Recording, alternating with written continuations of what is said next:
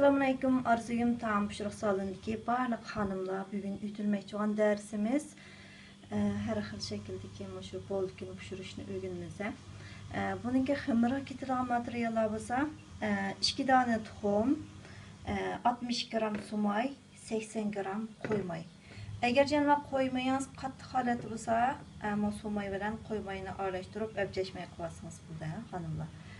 Onun için 8 gram xamir turuş, suni xamir turuşdan 8 gram, tuzdan 2 çimdim, şekerden 140 gram şeker, sudan, ilman sudan yarım kilo yani 500 gram ilman su, 1 kilo un.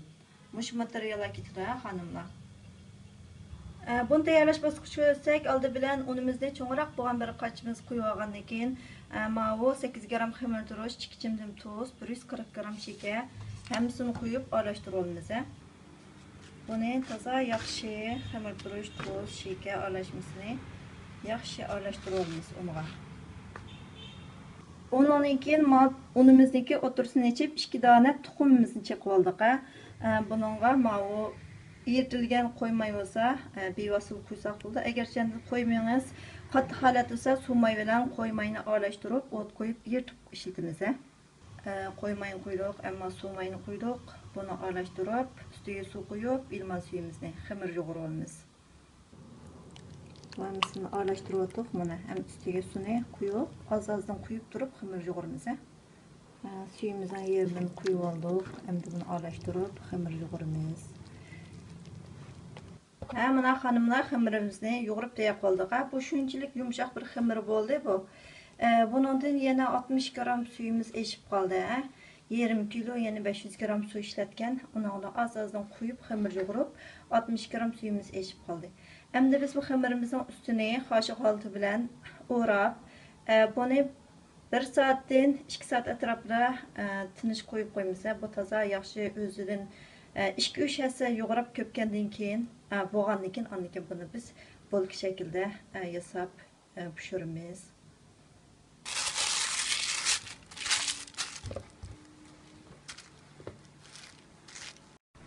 İkinci qadamda biz xamirimizning ichiga ishlatish uchun 300 gram un, 300 gram shakar, seriq may, sarmayın, seriq maydan 200 gram seriq may, mo'shular ketadi.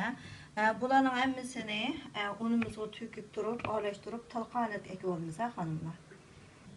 Mana unning ustiga shakar, mavu, sarmayni quydik, quyib, bu hammasini aralashtirib, talqonat ekimiz xonimlar. Sarmayimizni eritib, parchalab, aralashtirib, talqonat ekib olamiz. Mana qizlar buni aralashtirib, shunday talqonat ekib oldik. Buni sarmayni qo'shgan bo'g'ashqa shunchalik mizlik puroqliq bir aralashim bo'ldi. Buni to'nglatgunning muzey saqlash bo'limchisiga ustini yepib qo'yib qo'yamiz. Xamirimiz bo'lgandan keyin biz mush talqonimizni xamirning orasiga sepib turib, shakl chiqaramiz xonimlar. Mana xonimlar 1,5 soatdan keyin bizning xamirimiz qaraydigan bo'lsa, ko'pib, o'zining 2-3 hassa yo'g'irib ketibdi. Endi biz buni ashtaxtimizga azroq un sepib turib, mushu zugulch qilib uzib, shakl chiqarish bosqichiga o'tamiz xonimlar. Biz ashtaxtimizga un sepib olgandan keyin 100 gramdan qilib 6 dona zugulch oldik xonimlar. Endi biz buningdan birinchi xil shakllik bolkimizni yasaymiz. Bunu sekileklerimiz yoki no'g'ishlarimizning yordamida biz yeyib, pichoqli kesib, shakl chiqaramiz xonimlar. Biz zugulchimizni shundoq yeyib tayyor qilib olgandan keyin pichog'imizning yordamida shu to'pidan 1 sant oraliqqa qo'yib turib, shundoq 1 santlik kenglikda kesib olamiz buni xonimlar. 1 sant kenglikda kesib tayyor qilamiz. Mana biz buni kesib tayyor qildik, ammo ustini kesib o'tmadik. Hozir yo'yganda cho'lib ketmaslik uchun yerdan 1 santga qo'yib turib kesib oldik. Endi biz tayyor qilib olgan talqonimizni buning ustiga sepamiz. Mana sepib oldik. Endi bir uchidan tutib buni qatlaymiz xonimlar. Shuni qatlab boramiz. Buni shunday avaylab turib yo'ygaymiz buni. Yo'ygab qilsak bu qiymaliq bo'ldi. Bunu yögep teyaq koygandan keyin ma bir uçini şunda qıp ekepla qo'ysak bo'ldi hanımlar. Endi buni listimizga ilib tizimiz. Mına qızlar biz 6 tal zugulchimizni shundoq shakl chiqarib yasab oldik. Endi biz 3-qadamda ikkinchi xil shaklimizni chiqarish uchun 500 gram xamirimizni uzib oldik. 500 gram xamir. Endi buni mushu sekiligimizning yordamida to'tirjan qilib yeyib olamiz. Biz to'tirjan shaklda yeyib olamiz. Mana qizlar xamirimizni mushtoq yeyib oldik. Endi buningga yana qiyimimizni sepimiz. Tashi sepib chiqamiz. Bunu to'tirjan yeyib olgandan keyin endi buningga qiyimimizni tashi sepib chiqamiz. Qiymin tashi sepib olgandan keyin mushu bir tarafidan tortib bunu yögəşke başlayımız hanımlar. Muşundaq qilib yögəyimiz. Mavu bir qolum bilan surat elib, bir qolul yögəşke sal apsiz bo'lib qoldi. Yögəb bo'lgan kaltini ko'raylik. Mana yögəb olgandan keyin buni mush 2 lik kenglikda kesib olamiz. Mana 2 lik kenglikda kesib tayaq olamiz. Hammasini shuna kesib olamiz. Buni kesib olgandan keyin mushundaq tik holat qo'yib, üstüne qo'limiz bilan azroq besib olsak, holatda. Endi buni pang'izimizga tizaymiz, duxovkani pang'isiga. Bularni tizib tayyor oldik. Endi buni ustini qoshiq yepib, yarim soat tindirib, ko'pgandan keyin ustiga tuxumning serig'ini surkab, kunja sepib pishirsak bo'ldi.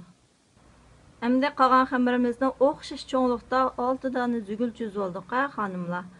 6 dona zugulchi uzib oldik. Endi bu zugulchimizni har birisini yuqini biz holatda yeyib olgandan keyin 6siniki qat-qatiga shu tayyor qo'ygan talqinimizni sepib turib, qat-qat 6 qat qilamiz.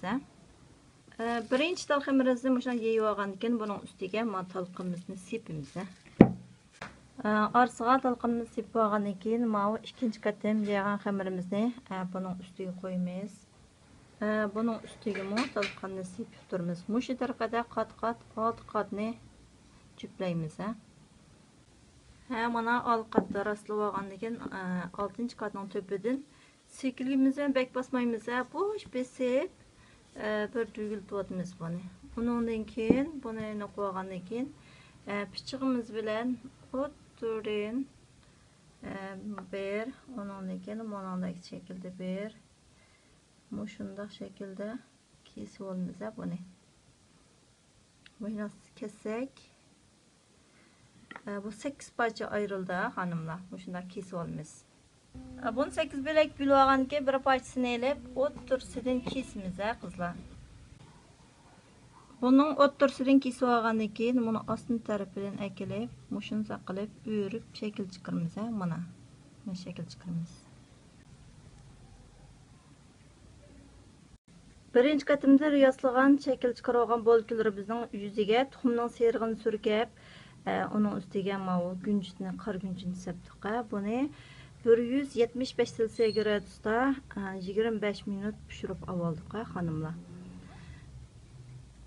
Rastlab ikkinchi bo'lki, uchinchi xil bo'lkilarimizni mana duxovka pang'isini tizib olgandan keyin tuxumning serig'ini surkab chiqdik.